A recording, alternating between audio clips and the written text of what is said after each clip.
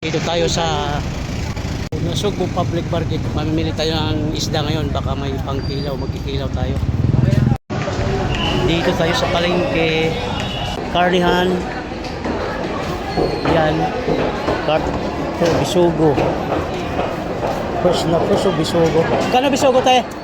Tayo bisugo magkano? 380. Ito yellow pen.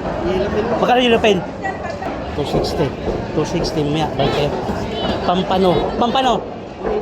480. Maya. Din balik tayo muna. Balik kami po sa. Nay, magkano bisugo, Nay? 400 po. Oh, 400. Magkano dyan tayo Batambaka? 280. 280? Dito? Saray-saray 300. Ayos natin. Dito. Dito tayo, pipili tayo dito. Ito, Batambaka. Magkano sa ano tayo ito? Batambaka? 280 mo lang tayo. Dito? 240. Tapos dito, 300. Saray-saray 300. Lumahan 300. Dito nga. Lang po? Isang kilo ba? Oh, 1 kilo.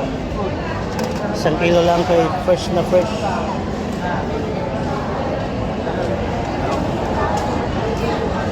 Bili tayo ng Batambaka. Lapu-lapu. Sir, yan po magaganda. Maya-maya, talakitok sa gisi. Anong isda to? Anong isda to? Ayan, ang masarap maya-maya po kaya.